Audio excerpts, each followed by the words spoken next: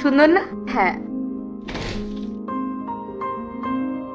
হ্যাঁ রাহুল, আমি আমার ওয়াইফের অ্যাকাউন্টে যে 3 লাখ টাকা ট্রান্সফার করে দিতে বলেছি হয়ে গেছে ওটা? ঠিক আছে। পায়েল, একবার নিজের ফোনটা চেক করো আর ব্যাংক ডিটেলসটা চেক করে নিও 3 লাখ টাকা এসেছে কিনা। আচ্ছা ঠিক আছে, আমি দেখছি। হ্যাঁ এসে গেছে। ঠিক আছে, তোমার যা যা শপিং করার করে নিও। ওই কি নেবে বলছিলে, স্কুটি আর আইফোন? নিয়ে নিও। ঠিক আছে, আমি আসছি। রোহন শোনো, তুমি এখনই তো আসলে, আবার কোথায় যাচ্ছ? আমার না আর্জেন্ট একটা মিটিং আছে, বেরোতে হবে। আমি এসে কথা বলছি, ঠিক আছে?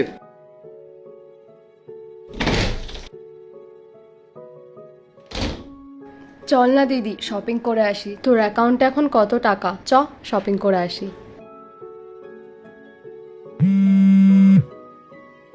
হ্যালো। হ্যাঁ mister Rohan, good evening sir. শোনো, দুবাইতে একটা মিটিং আছে আর্জেন্ট, তোমায় যেতে হবে। 1 সপ্তাহের জন্য? Okay sir. হ্যাঁ স্যার, আমি রেডি।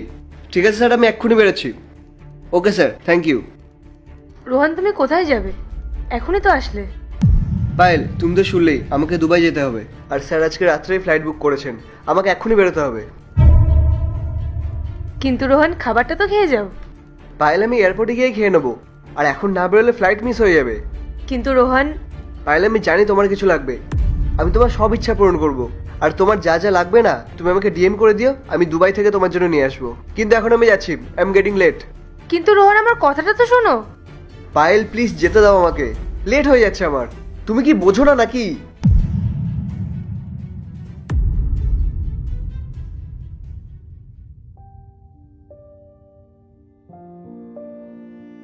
কি হয়েছে দিদি?